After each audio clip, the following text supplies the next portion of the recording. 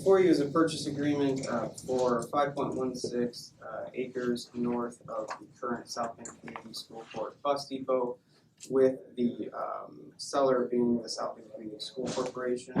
The land is currently a field and a smaller parking lot north of the overall bus operations.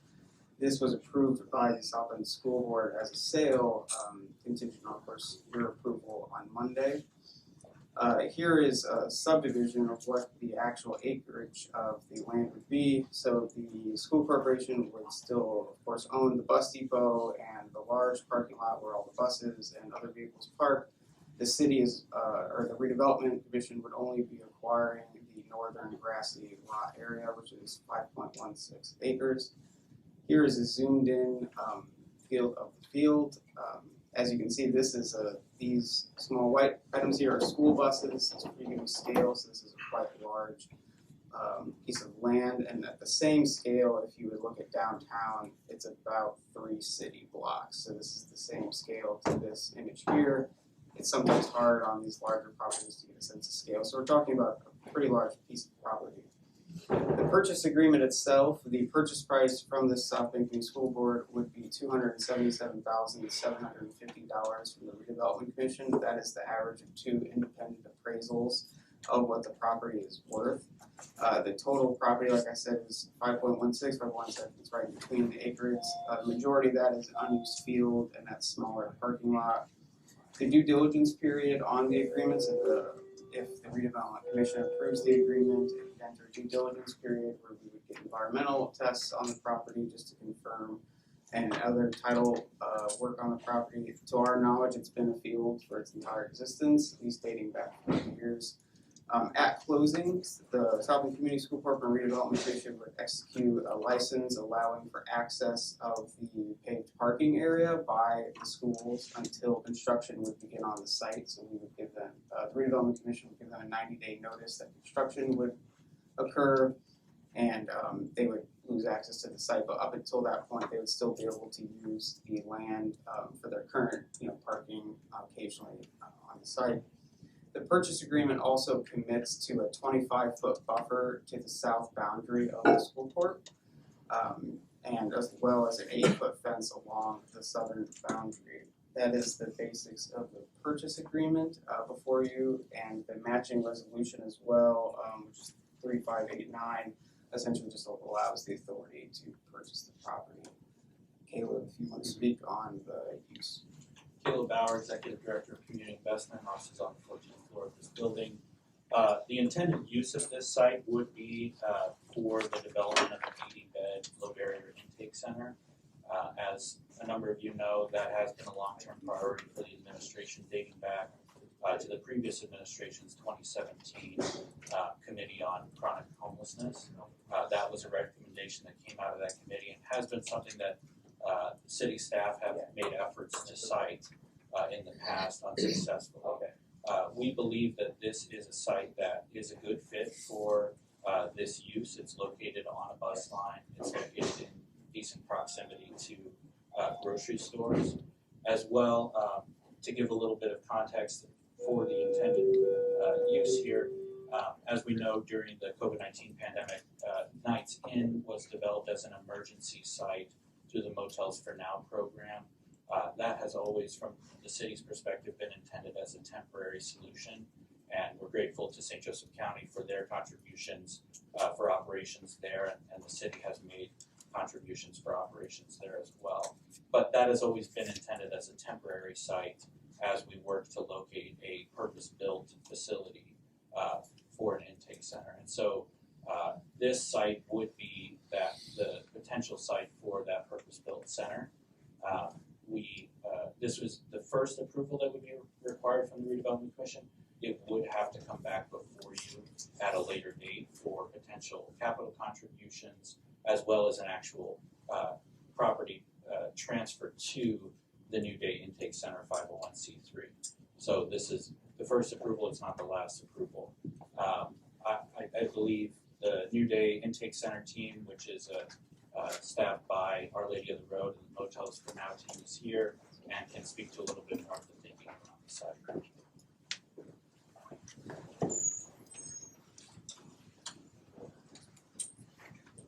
comments. Oh, please, Vice Chair. Well, good morning. My name is Margaret Fryle, and I'm the board president of the New Day Intake Center. I'm also the board president of Our Lady of the Road. John Schomer, Executive Director at Our Lady of the Road that houses the Motels for Now program now. Sheila McCarthy, Executive Director of the New Day Intake Center. Can't hear. Can you talk a little louder, please? So, You got it. thank you for your consideration this morning. And as Caleb mentioned, we have, Our Lady of the Road has been operating motels for now at the Knights Inn site since late August 2020. And we have received generous funding from St. Joseph County through CARES Act funding and then American Rescue Plan funding. The city of South Bend then helped purchase that property and gave it to Our Lady of the Road for continued work. In the meantime, we have developed the nonprofit New Day Intake Center that will be the entity that would operate this purpose-built facility of 80 beds. And we anticipate that we would transition the Motels for Now program into that facility when it's ready.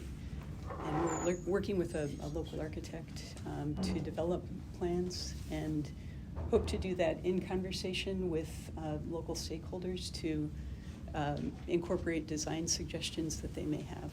So. Yeah, and I think we're excited with the momentum that's been building behind the project. We received a $2.5 million DMHA grant for operations, then another $2.5 million DMHA grant for the construction of the new site. So with that and the city's initial commitment, we're about 60% funded for the construction of the new facility. As Kayla mentioned, then the New Day, or the intake center that's been proposed over the last many years, 6 years or more,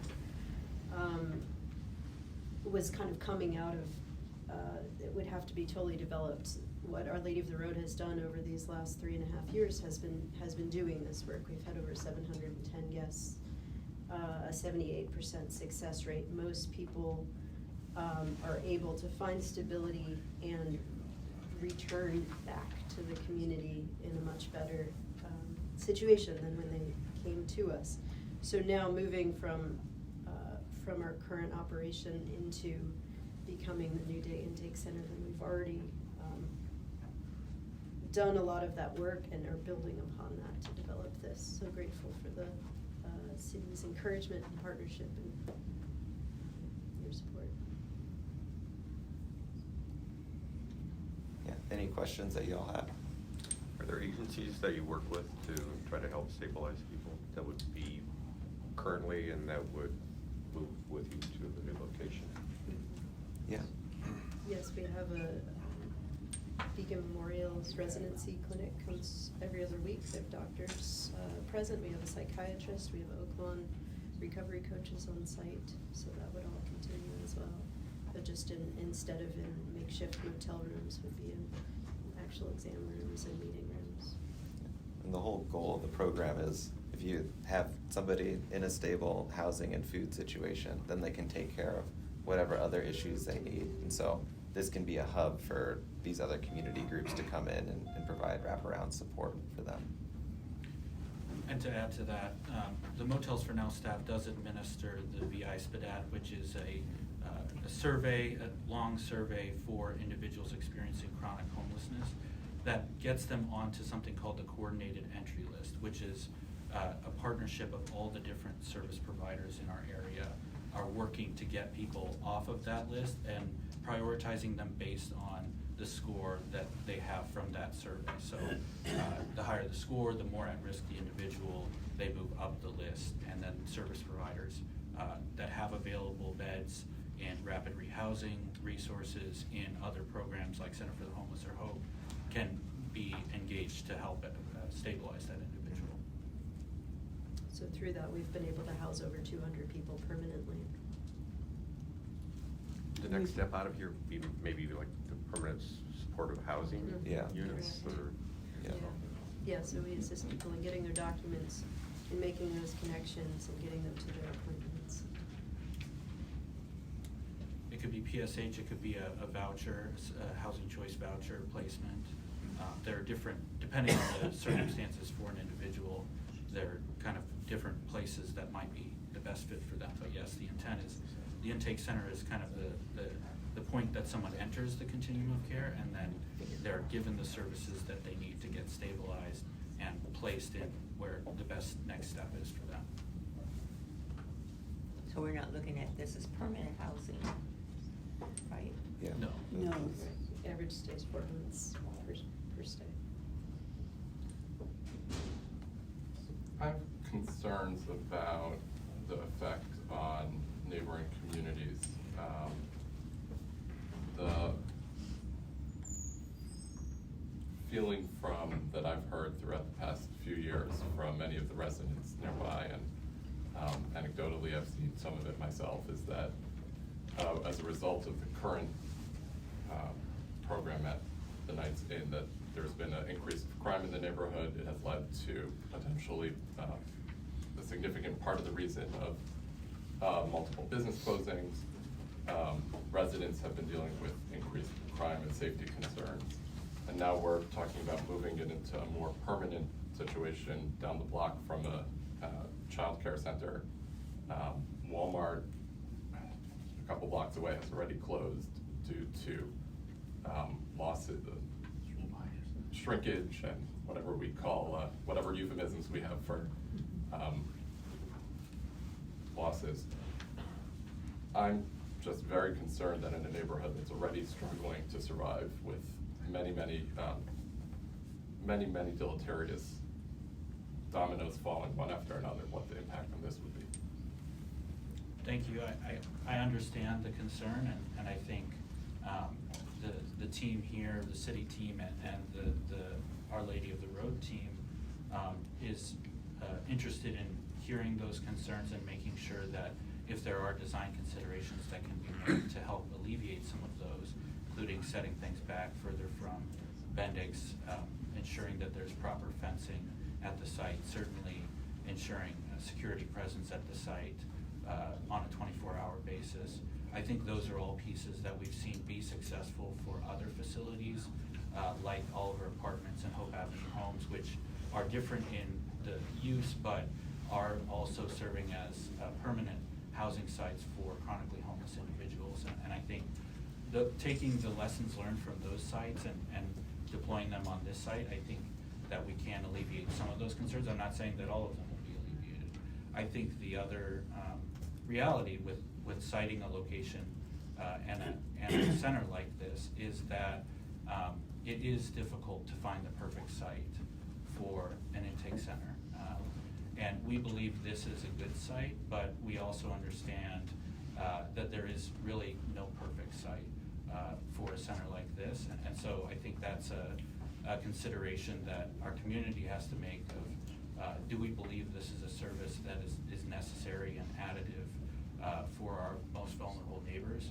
And if we do, we need to take the steps to make sure that as many concerns can be addressed in the design considerations of the site, but I think there is also that higher level question of, do we believe this is an important facility? Because at the end of the day, the city has made efforts to place this elsewhere and face concerns and opposition, and I completely understand concerns from neighbors, and that's why I think we are here to listen and incorporate those concerns.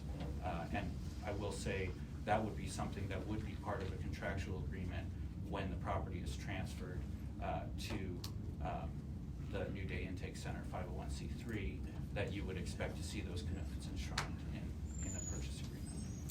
So I'm a believer in supportive services for homeless and to help with that.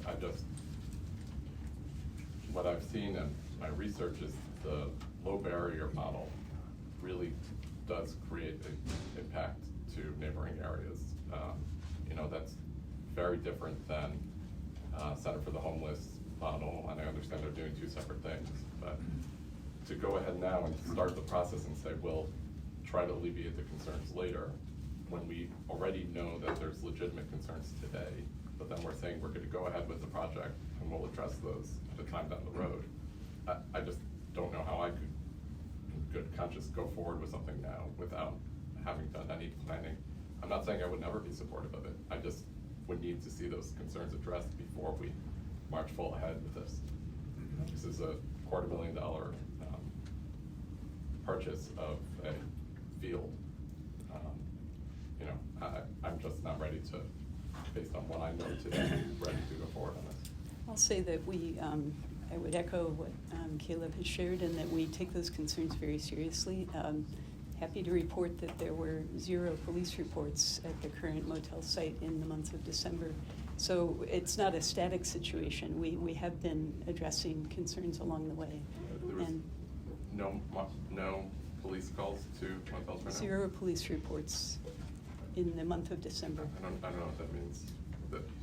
Were police called to the site during December? There were emergency service calls, but 0 police reports. So what I'm saying, sir, is that we take those issues very seriously, and we intend to be responsible stakeholders and good neighbors to other stakeholders. And if we have a purpose-built site, it gives us a chance to incorporate from the beginning into the design things that we know are necessary, but are not available at our current location. So if we have a facility that can provide for security, perimeter security and secure entry, that will go a long way toward increasing stability. And we do intend to have public meetings to ask for feedback on design renderings as we make our plan. I'll say too that we have now over about 3.5 years of experience in this, and the low barrier model nationally has been shown to be effective. It's been effective here. As Sheila mentioned, we've housed over 200 people permanently, and we've developed a housing team to accompany those folks. And I'll say too that the people we're talking about are our own brothers and sisters, aunts and uncles. 88% of the people who have come to Motels for Now have been housed in our own area, in our own county.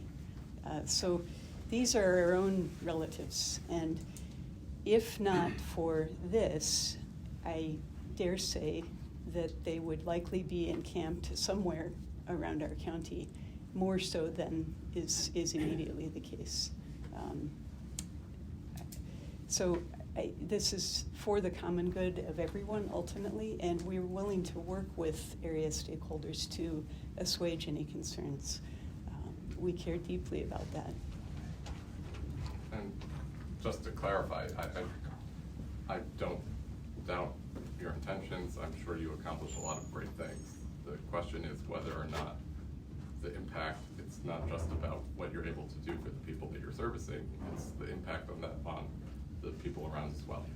And so the two things aren't necessarily in contrast.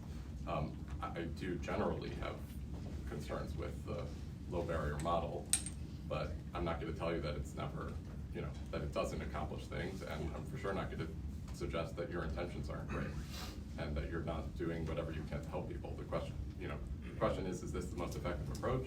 And number two, and more importantly for today, is what impact it has on the surrounding neighborhoods, which is independent of the work that you're trying to do. Yes, we've enjoyed support from area agencies like the Center for the Homeless that see our work as complementary to what they're doing, and we have come together through the pandemic to address the needs of those who find themselves without shelter. So I think in future public settings, there will be opportunities to note that this is one piece of a bigger continuum of care, and other agencies also see it as necessary. I'll say again that our intention is to work with area stakeholders and to be good partners, responsible neighbors. And we have a chance from the beginning to meet concerns in the very design of the facility, and then to develop those relationships in an ongoing way so that if there are any concerns that arise, we can respond to those immediately. Thank you. thanks for so succinctly presenting those two concerns in terms of effectiveness. None of the, or very few of the 710 guests we've had would be able to go to any other structure that wasn't high access. So the housing first model is supremely effective in that it allows for people to be present that wouldn't fit in anywhere else. And then in terms of neighborhood crime, I'd really question the stigmatization of people experiencing homelessness. Many people have come to us with that concern, and we've shared if someone's been arrested, we can easily tell if they've ever stayed with us before, and it's almost always not the case. It's no one connected with our program. So there's a lot of stigmatization and blame going on that I think is not warranted largely. Is it without impact? As you said, you've seen where a member of our staff goes to talk with area businesses regularly to see what we can address. We're in close communication with our neighboring businesses to address any concerns they have, and I think that's a good relationship that we would definitely continue in the new location. Thank you. Any other comments, questions from commissioners? Long-term operational cash flow, I mean, how, 5 years from now, it's up and running, and what keeps money coming in, I guess? We are about to launch a capital campaign. As John mentioned, we've raised 60% of the capital cost already. We intend to fundraise for an operating reserve, and we've been in contact with state agencies about longer-term funding. We anticipate a mix of public and private funding moving forward, and this sort of work needs to depend on a public-private partnership in order to succeed longer term. As I mentioned, we're serving a critical need in this local community, one that hasn't yet been met sufficiently up to this point. And this is why it has been part of recent task forces under the mayor's office over the last 2 administrations. So, But is there like Medicaid? People have called you, is Medicaid covered? currently, we're not operating on Shelters. Medicaid funding. Eligible, unfortunately. Really? Yeah. So we're actively exploring possible revenue streams, and it will be a public-private mix. Right now, we have funding for operations for the next year and a half or so that gives us a foundation to then continue getting other grants, private funds in. I'd love to cultivate relationships with businesses that are active in the Chamber of Commerce, simply to say, have you noticed improvements in terms of people being unhoused on our streets? And if so, do you see this as something that you would continue to support in the future? I think that we're talking about the common good of our society, and that means the flourishing of each and every person. And each one of us has a role to play in that. And especially for people who are most vulnerable, who's going to represent them? Is it the case that they just don't deserve to be housed? I don't think we want to say that as a local community. That's not who we are. So in terms of fundraising, we intend to make that appeal broadly and count on private donations significantly.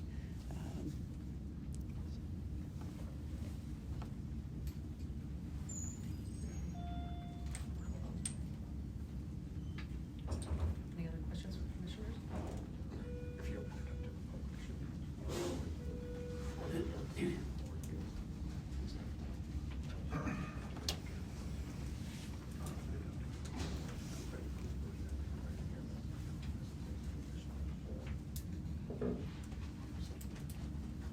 I think I understand. Anybody, comments, questions? Close that portion. And you would like to do? Well, if we're gonna open it up, we will open it up to the public, maybe do it people for than people against. Okay. So- Any other comments for supporting the project? Let's try positive comments first.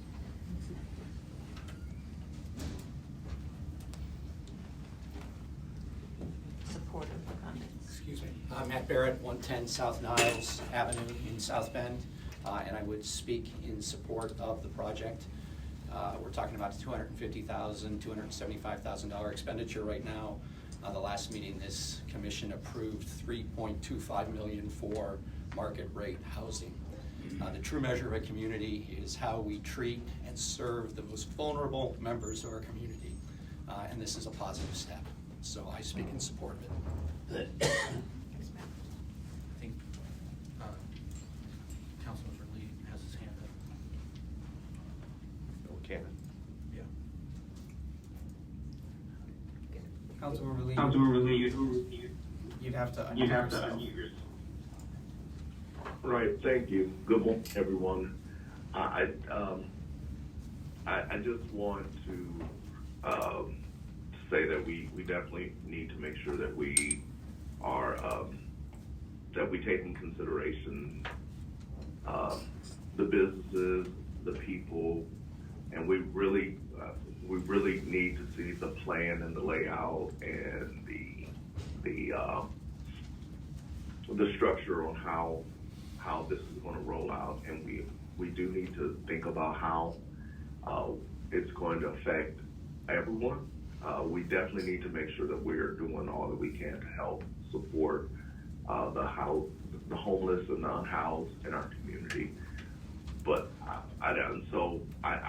really want to ask for a lot of community engagement and be able to reassure that measures are in place that are going to help to not allow this to negatively affect our community and the surrounding businesses that are there. So.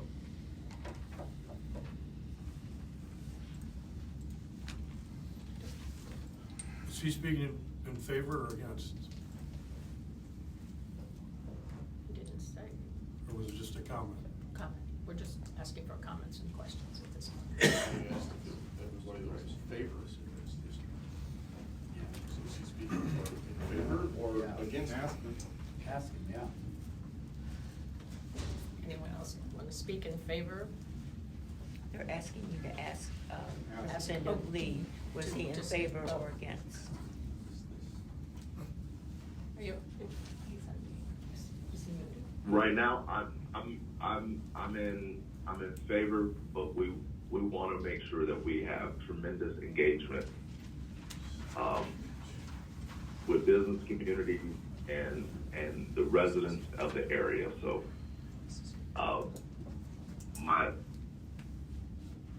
there's a lot of concerns, a lot of issues, and we need to address this. So that was my comment.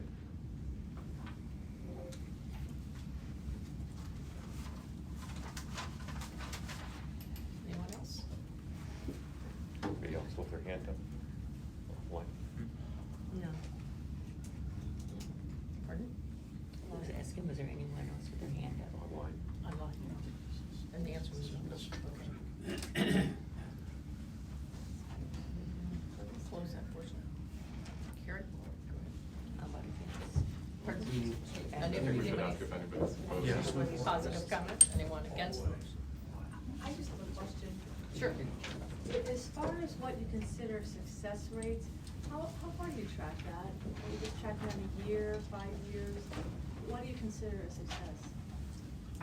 Success is finding stability at the motel or moving on to a more positive option, whether that's treatment, reunification with family, housing of the person's own arrangement, or housing that we found for them. Well, after you place them there, how long do you track that? Forever. That they stay there long-term? So what is the longest that you've tracked so far? Well, we've only been going for 3.5 years, so we're in touch with everyone that stayed with us. So the percentage of everybody you placed successfully have 100%? Right, so that's people that have moved on to positive options from there that haven't returned to the motel. And what is that percentage? 78%. Well, percent of the people who moved on, Yes. how many of those people are still in a stable environment? Right, 3/4 of the people, more than 3/4 of the people we've housed are still housed, are now sometimes on their second year lease. So ending homelessness, if you're opposed to homelessness, like we are eradicating homelessness. Well, thank you.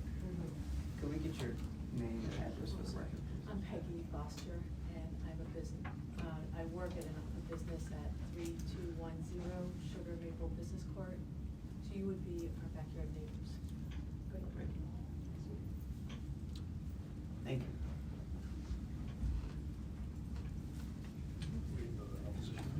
No, we're in the absence. Just comments. What are we doing now? Just We're doing comments? pro. This is No, in those favor. in opposition. Yeah. Is anybody else in favor, wants to speak in favor? Hands up or forever hold your peace. Okay. Anybody wants to speak in opposition? Okay. If you could please come and stand closer to the mic so you can be heard online as well when you come speak. If you go to the podium. Where's the mic at? I'll screen it. I got a few to do anyway, so. Tell them it's not a kid, like, You can lead us off. Yeah. Where do you want me at? Yeah. Here? The podium. Wherever you're comfortable. You gotta tell me where to go. My wife does it all the time. I used to. Before we start, let's, some criteria here. Because of the number of people and the number of people wanting to speak, we're gonna limit to 3 minutes. You know that's hard for a pastor, but. I know, I'll but do give it your it. best I'll do shot. it. My name is Pastor Mario Sims. I've been an activist for over 30 years. I'm trying to give you, I'm speaking empirically so you understand. This is not theory, this is not what I read, what I heard. Been an activist for 30 years here. Since 2013, I've been pastor of Doulos Chapel. We've housed close to 200 homeless in the church. And then we hosted Tent City 2021, I think, during COVID for 61 days, 89 homeless, 37 tents, no COVID at all. We have given out food. We had a food pantry, clothing pantry. We didn't get 1 cent from the city. Didn't ask for it, don't want it. I'm good with that. I'm not upset. The reason I'm here today is when I say the hypocrisy, I'm not directed to you. The people who are operating this program, it's ABC 57. If you go and look at human waste thrown, there's a whole story on it. There's a police report. Dumped 5 buckets of poop and pee on a homeless couple's tent that was on our property. And she's received over $8 million. There's a police report. Ask Reverend Kenneth Lee. He was there that day. When you talk to Reverend Lee, he says, yeah, but I wasn't a city councilman then.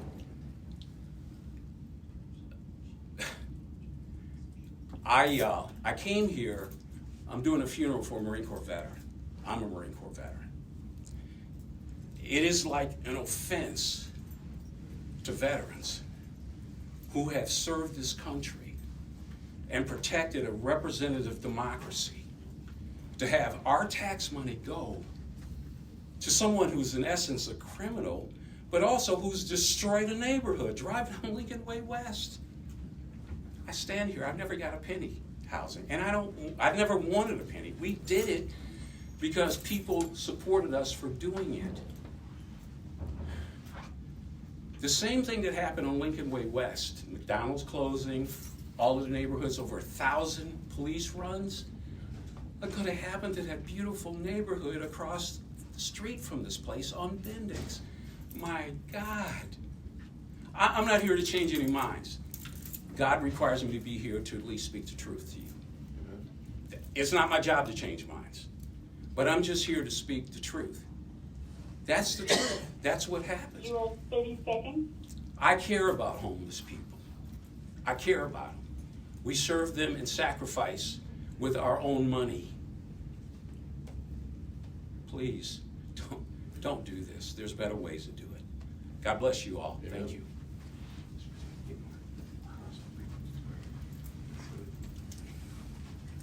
Nobody else wants to get up. We'll get up. I'll get in line. Good morning. My name is James A. Masters of the law firm Nemeth Feeney Masters in Campedi, with our address at 350 Columbia Street in downtown South Bend. I'm here on behalf of a local property owner who owns property in the vicinity of this project. First of all, I'm telling you, I'm very shocked at the lack of transparency by the city for this project.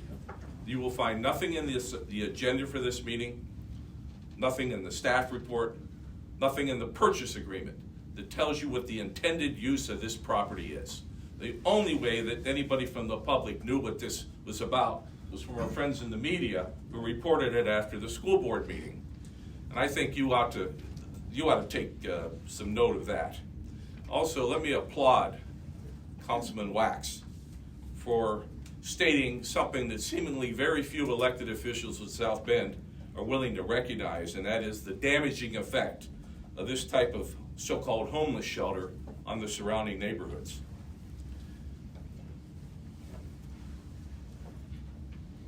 Your resolution says that the transfer of the parcel will promote economic development and favorable, compatible land use planning. How can you possibly say that? On a personal note, I drive by Lincoln Way in Bendix every day to and from work, and I've witnessed firsthand the decline in that neighborhood since the city put the motel project there. Businesses have closed, businesses have relocated, business owners will complain about a lack of clientele, shoplifting their stores. There's complaints that I personally had from property owners who complain about finding drug paraphernalia in their parking lots adjacent to the motel. There's been a general decline in that neighborhood. You do not want to expand that. I find it hard to fathom how this project can be of any benefit to the general public. The northwest corridor of the city is the last area of growth for the city. It's poised for development. This project is seen to be a deterrent to that growth. Delay your decision today. Let this matter be heard before the public.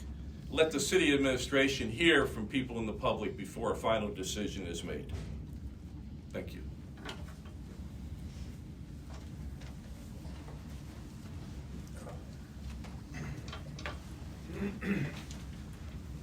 Carl Baxmeyer, President of the Board of County Commissioners. You know, we heard a lot, but it really comes down to the impact on the community. I think Eli said it well, Mr. Masters said it well, others have said it well. Before a decision is made, and we have looked at other sites, I shouldn't say we, Margie came to us early on. Caleb mentioned it in his remarks. You know, this isn't the only site that has been considered over the past 16 months. And he's right. There is never going to be a perfect site for a facility like this. It just doesn't exist. But having seen the impact that the current site has had on the community, we have to be cognizant of the potential negative impact of this facility would have at a location on Bendix. And I think the public has a right, we all have a right, to understand how those negative impacts are not going to be repeated at another site.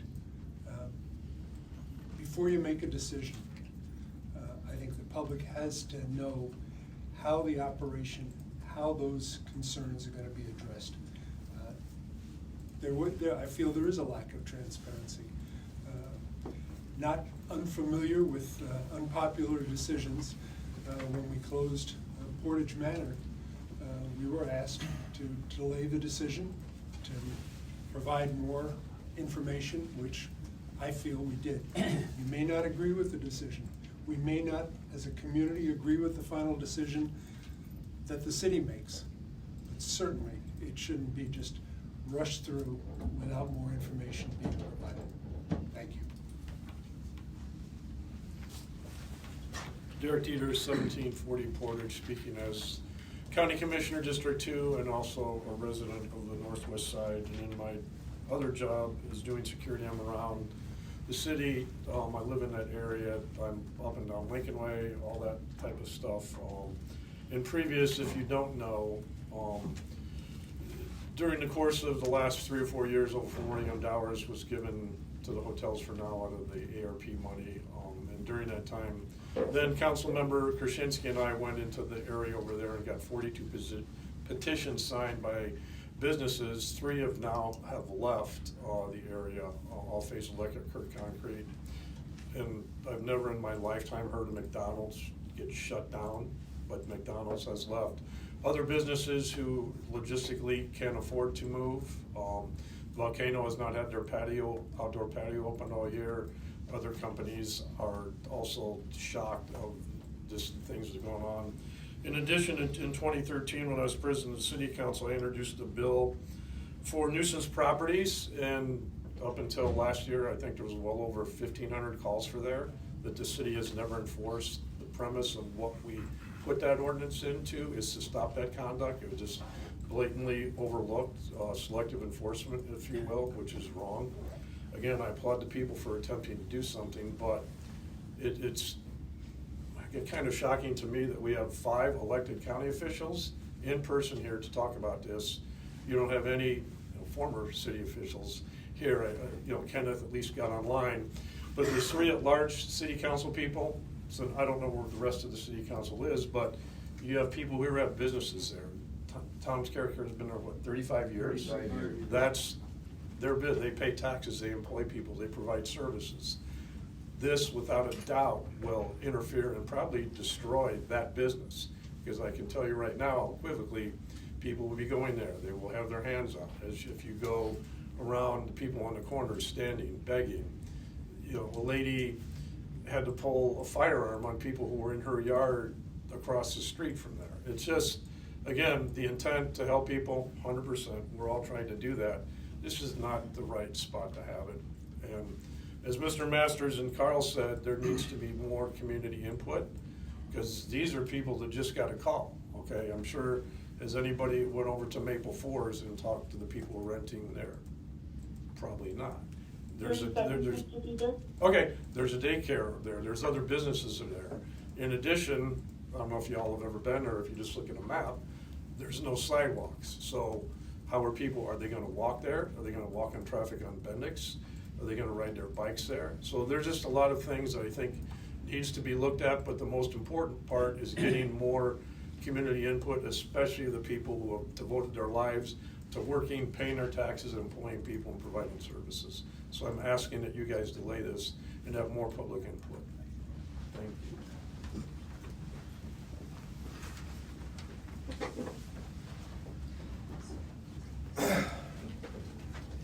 Hi, my name is Joe Thomas, 2453 Rolling Oaks Drive, South Bend, St. Joe County Council District A.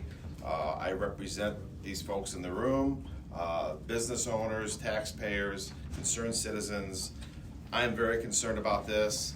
What Mr. Masters said, would you please delay this?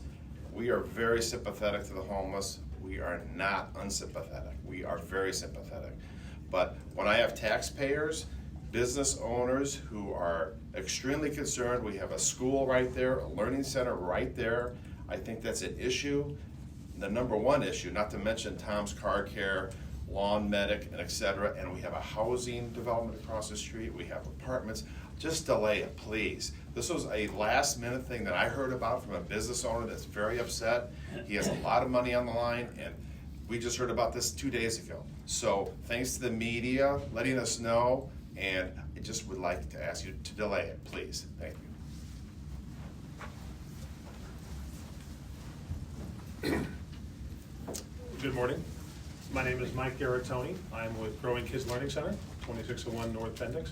I think I'm the child care center everyone's referring to. There's others in the area. We've got 9 locations throughout northern Indiana, and we've built them, so I've been in rooms on this side of the table, so I understand what it's like to present a project. So I'm not here, knee-jerk reaction saying I'm opposed to it. I appreciate what you're doing. I know that you put a lot of work into it so far. But from my perspective, heard about this less than 24 hours ago. I'm responsible, as a business owner, we employ 40 people, but we also care for 200 children, about 8-10 minute walk from this proposed location. I have significant concerns. As much as I would like to say that our locations are little islands that we can protect with the latest safety measures and keep the children isolated from what happens in the surrounding neighborhoods, we can't. We are a part of the neighborhood, and we experience the challenges of the neighborhoods we're in, some more challenging than others. We've had our challenges already in North Bendix. And I can envision a few more coming down the road that I would have to explain to my parents how we're going to address. I've got some significant concerns. It's one thing to care for your own children. It's a different responsibility for the care and safety of other people's children. So rather than going into all the details and things I'm worried about, I think you understand. If you're a parent or you know around little kids, you can appreciate the sincerity of the responsibility that we feel. It's surprising to me that given a project, which I don't know much about, I'll be perfectly honest with this, I'm not jumping up and down screaming I'm against it, but I've got serious concerns. But it seems like these concerns are well known. And there's some track record and some things that, obviously you've taken to address the concerns because you know they're there, that the broader community, which would be impacted by this, hasn't been brought into the equation so far. Now, maybe those concerns can be addressed. I'm not sure how, but I'm open to talking.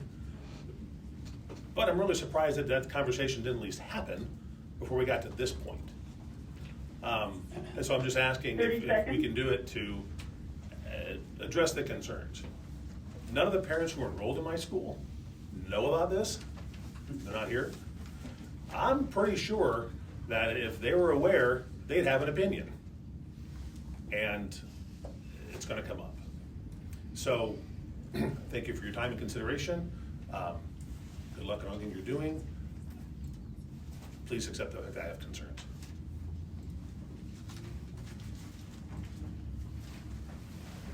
Hi, my name is Tina Wilson. I apologize, but my parents just left a dentist appointment, and I rushed here because it's this important to me. This is my son Josiah, he's 7, and I'm 1213 North Kentucky Street.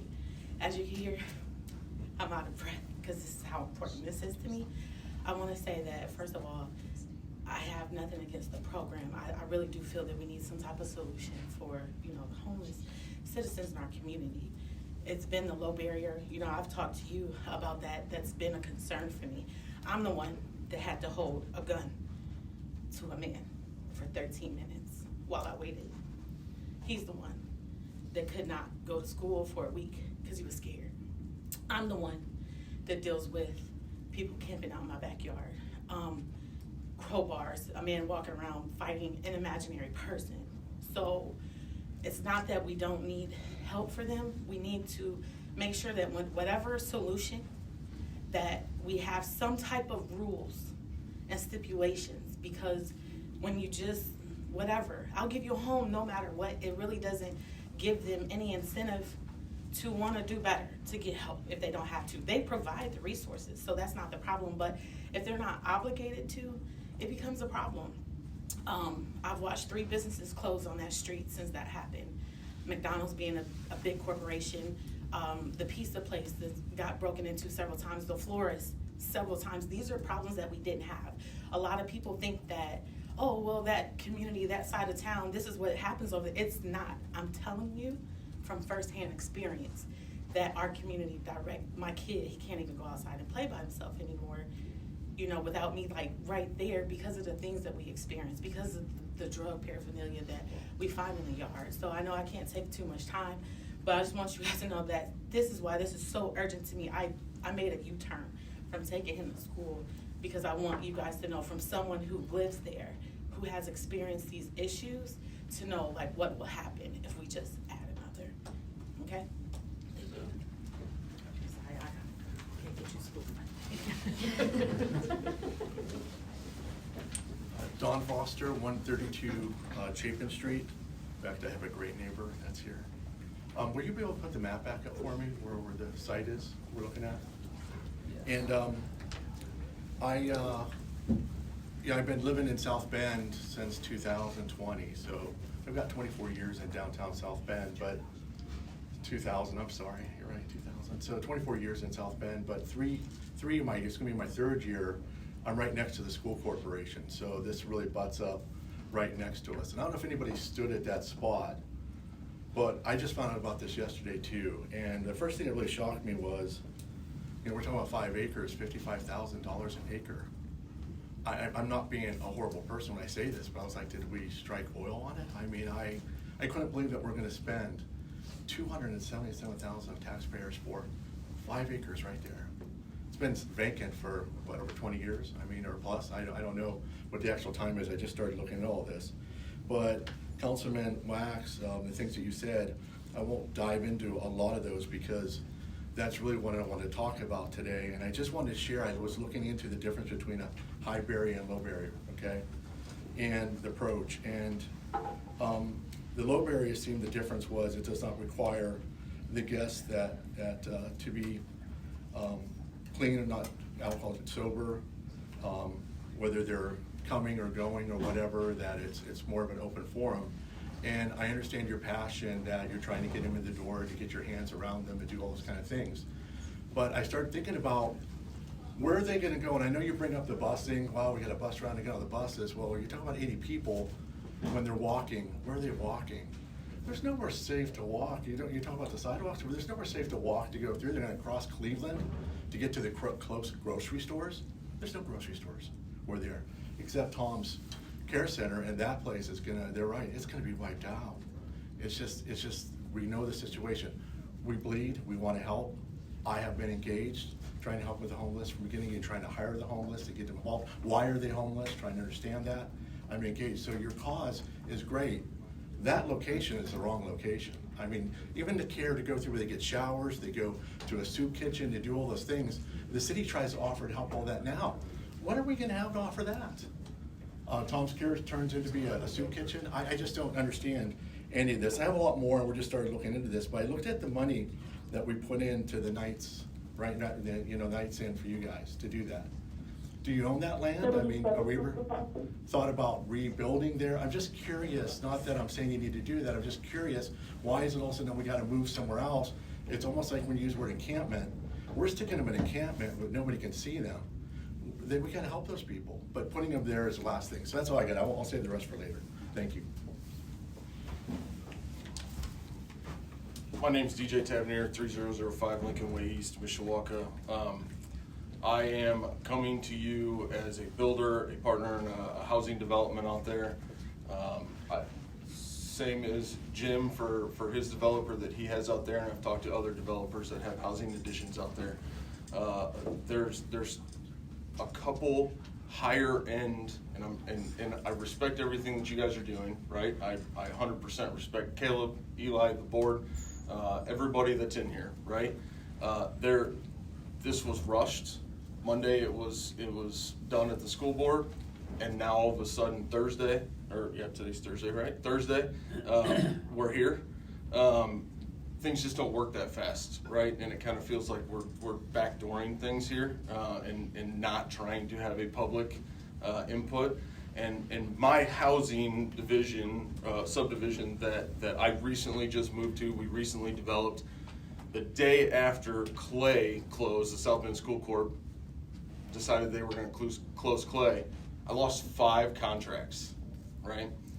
So now we've lost Walmart. So that northwest side of town where I am bringing, my partner and I are bringing a development to this side of town to bring massive taxpayers. I understand it's in the county, right? But to bring $600,000 plus homes to the subdivision, we've already lost 1 supermarket. There's a potential that we might lose a second, right?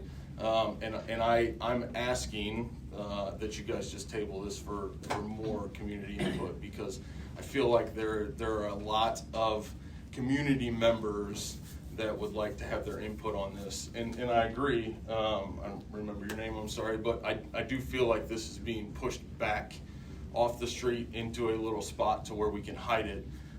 But the bottom line is there are high-level houses and high-level subdivisions with less than a mile from this position that we don't want to run into the situations that we're running into off of Lincoln Way. So again, I respect what you guys are doing. I appreciate it. Thank you. But if you could just table this, please, that would be fantastic. Dennis Smyslow, owner of Tom's Car Care Center at the corner of Sugar Maple and Bendix Drive in South Bend, 3201 Sugar Maple Business Court. We've been in business there for 35 years. We've never had any kind of problems in that area, except for in the last several years since the other center's been located down the street, which is only 2 miles away from us. We've had a lot more trouble on our lot. We've had people asking for money on our lot already. These people are going down the street, like they said, to Walmart. Walmart's already gone. We can't afford to lose any more businesses around our area. It's hard to put investment into an area for 35 years and then have somebody come along with no warning at all. The city has done this under the table with the school corporation. I don't know what's going on, but there should have been involvement between everybody and especially all the businesses that are right there in that area. You know, we have no problem with the homeless, trying to help the homeless. We're a big community supporter for 35 years of all kind of organizations in our community, but we can't afford to stay in business there and have people coming into our business. We're a business that's open to the public a large portion of the day. We have a car wash that's open 24 hours a day. People are out there in the middle of the night at 1, 2 in the morning washing their cars in the dark. We have lights on our property, but we've had trouble already with people going up to them.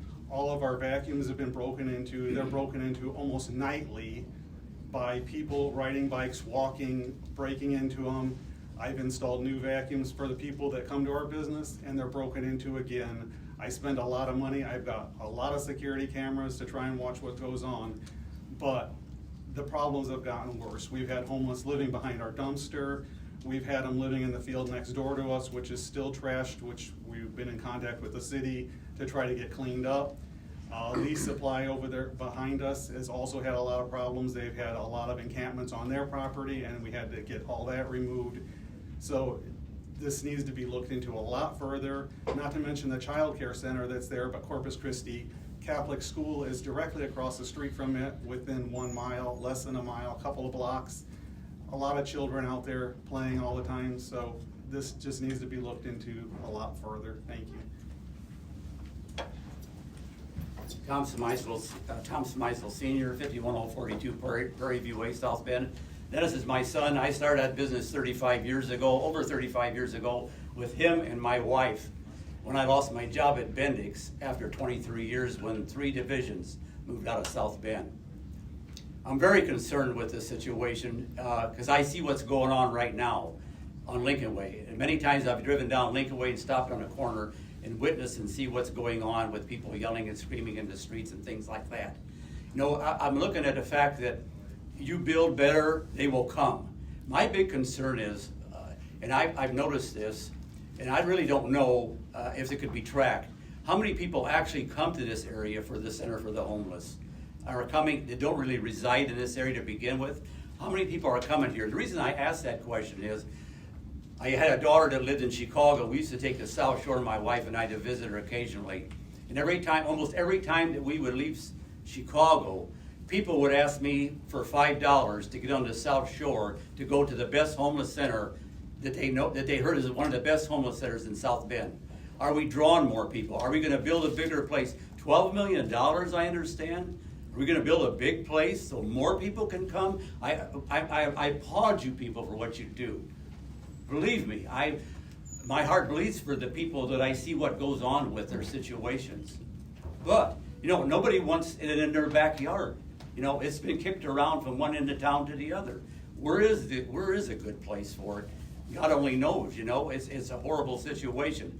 But after you invest all your life in building a business, can you withstand something like this to come near you? We're within 500 feet of this. There's no sidewalks on that side of the road. There really are any sidewalks on all the shopping centers that the city had a hand in putting up. The only place that there's sidewalks is by the Burger King on the corner of Cleveland and Portage.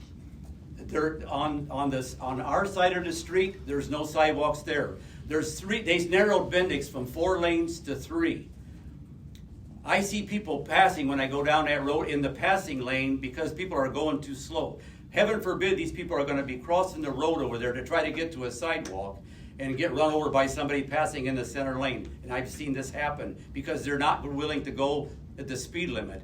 It's just a very dangerous area to be in. I would hope that you could find a better area to put it in, this way that would not affect businesses. My big concern, I've been a West Side, South Bend person all my life, grew up on the west end of South Bend. And what I see happening in the west side of South Bend, why do we always get you got the juvenile prison or whatever they call it, intake center, whatever that is on the old Cleveland Road. We've got the prisoner return. They come back on Dukem Center. I mean, why doesn't some of this get discharged around other parts of the county? Why does the west end of South Bend always got to get a lot of undesirable situations? And they wonder why Walmart and the electric company, McDonald's, I don't know how many businesses are already closed. I mean, how many more do we have? There was a new car wash put down, built right down the road from us, and he hasn't even opened it up because he built the car wash there, as I understand, because Walmart was there, and he's seen a lot of cars there. Walmart's closed since then. The business is sitting there, and it hasn't even opened up yet. So God only knows what will happen to it. But I would ask you to table this, let the public be more involved in this, and please find a better place for it. Thank you. Hi, Amy Drake, County Council, 4th floor, County City Building. I think the big issue most people have here is not helping the homeless, it's the model being employed. The Housing First model is known for crippling California. That is the primary way that they have addressed homelessness, and I think the whole nation sees California as a problem. When you have no sobriety rules, that's a big issue. I know there's been a number of overdoses at motels for now. So I think that's the primary problem. We're looking for a model that is effective, that helps people get better, doesn't ruin neighborhoods. I know that there was a quote in the paper that was also said by a city official that said, if you build something great, people will come. And that's another concern, as we've heard already. So those are my main comments. Thank you.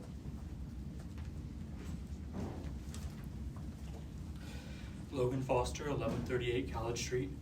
So I have 2 main comments. The first comment is I'm on the email list for the Redevelopment Commission, and I did not get emailed the agenda for this. So if I did get emailed the agenda, I would have known about this, whether it's the week beforehand or the 2 weeks beforehand. And it just kind of contributes to the idea that this was kind of sliding under the table. As you know, we get the agendas emailed to us for city council business or the animal welfare business or all the other, commissions. But the second thing I want to say is, you heard we open up the floor for the people that were for this and the people that were against this. There were so many people that were against this. When you guys close this section and take this for a vote, in good faith, you guys cannot vote for this to pass this. At a minimum, we have to table this.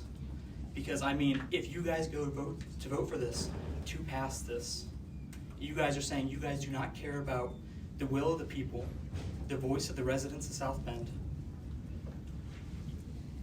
We need more public input, or the public input that is here, which said we do not want this. And that's my comments. If I might make a clarification related to process for this property. Depending on the commission's decision today, this would still require other public approvals to be built as planned. So there would need to be a rezoning, which would go before the Plan Commission and then the Common Council, and then this would have to come back to the commission for a purchase agreement for the property to actually go into the New Day Intake Center's ownership. So I think the point I'm making here is the city team, the administration does understand that there needs to be a public process here. This is the first step in moving this forward, but there are multiple other formal approvals necessary for this to become a reality. And so as that process begins with this step, there would be public engagement, conversations about concerns, all of those pieces. So that's just a point of clarification from the administration side. But the public needs to hear more and have more public input even before you take your first step. Madam Chairman, may I speak briefly? Those comments are disingenuous. You look at that purchase agreement, there's nothing in the purchase agreement saying it is subject to any other public approvals. All it says is there's a 90-day due diligence to do surveys and look at the land. So that it's not subject to any other public approvals. Well, just to clarify, the purchase agreement is not. That's right. The later development of the facility would be. I think. Well, why are you gonna spend $250,000 to buy a piece of land that can't be used? I'm not disagreeing with that point. I'm just clarifying that, what Caleb said.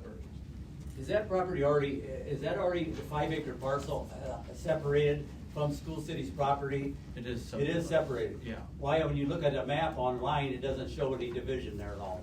Joe, can you go back to showing the subdivision there? The subdivision is being recorded. The map does not get reflected to online GIS sometimes for months. It takes the county auditor many months sometimes. Actually subdivided. So you evidently knew that you were gonna do this already ahead of time, and so doesn't it has to be, go through area plan commission to subdivide a parcel of property. In other words, that whole piece of property belonged to South Bend Community Schools, and now you're just chopping off a piece of it and subdividing it to give it to this organization, right? Correct, and that subdivision was already approved by area plan. That was already approved by area plan? Yeah. When was that? Was that? Was that last month? It was in November or December. They just approved it last month. Nobody was notified of that, of course. Yeah, don't you normally have to send out notices when you subdivide property to neighboring residents? What it's subdivided for and when you're gonna do it and how you're gonna do it? For rezoning, that there is a notice requirement, there would be a notice. Not even for subdividing a plot of land. You already subdivided and you haven't sent out any notices to any of the residents around there or businesses. For what purpose was it you were gonna rezone it for? It's not been. I mean, not rezone it, but subdivide it for. So there is a notice requirement for rezonings, and there would be notice sent to all property owners within 300 feet of the property. The purchase agreement itself only speaks to the Redevelopment Commission purchasing land from the South Bend Community School Corporation. If that purchase agreement was approved by the board and the due diligence period, including environmental review and other title work, was completed and the sale went through, it would be no different than any other RDC-owned property. Would you be purchasing this property if you didn't already have a plan that there's something that you expect to go on it? Would that even have been a consideration? I think if we were to take a step back and think about this property, I think it is a property that could be redeveloped for other uses. Now, we do have a proposed use here. Did they come to you first and say, hey, we're looking for a property? You go, hey, listen, here's a property we can subdivide. I'd like to know where that, what was the reason behind subdividing it to begin with? There obviously was a 10-year plan that you were thinking of to begin with. The school corporation came to us with a list of properties as part of their facilities master plan.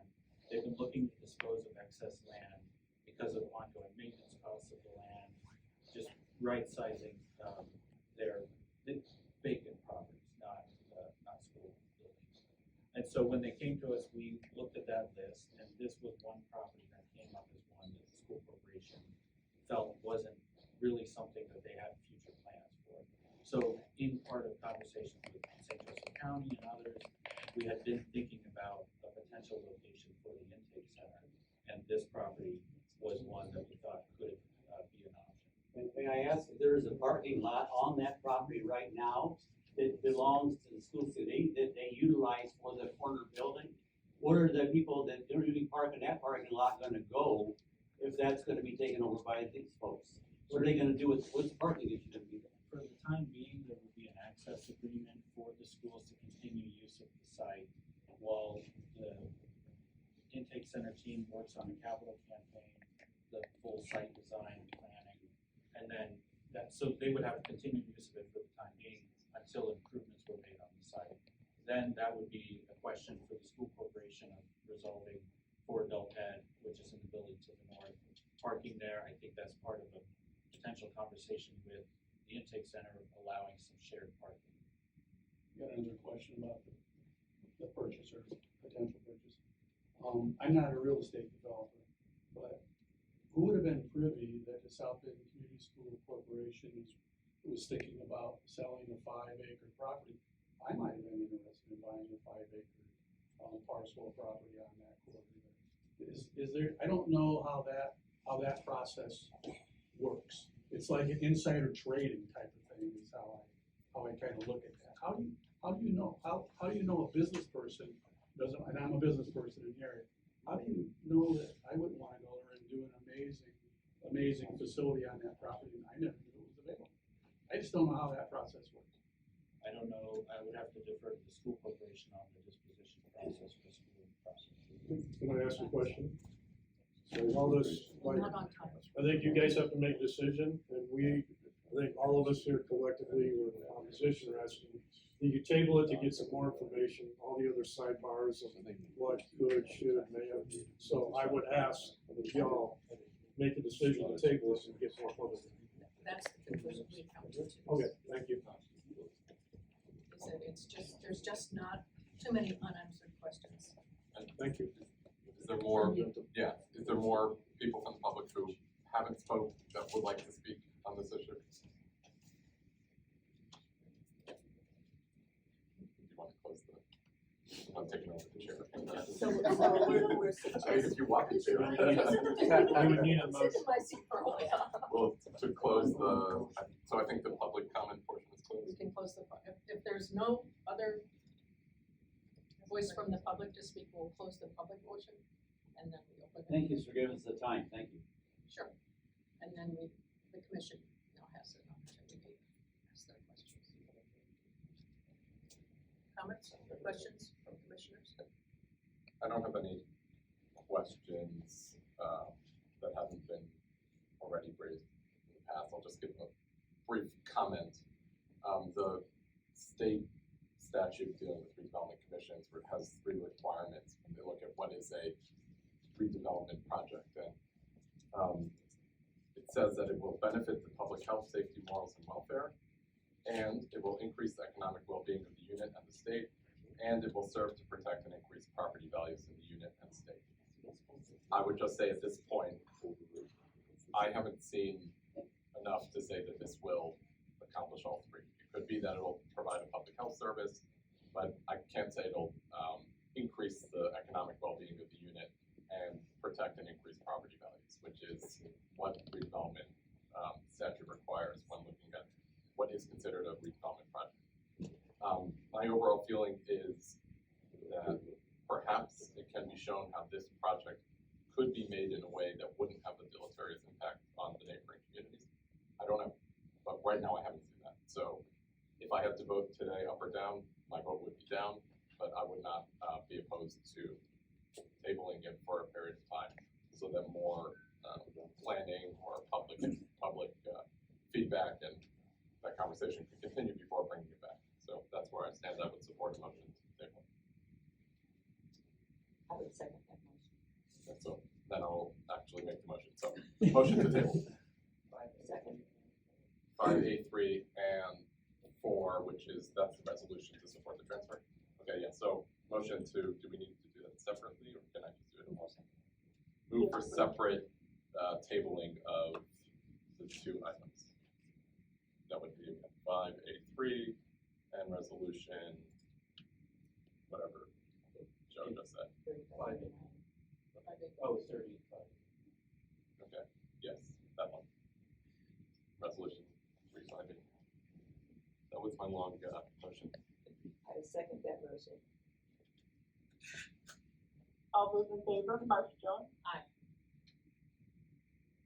Eli West, Aye.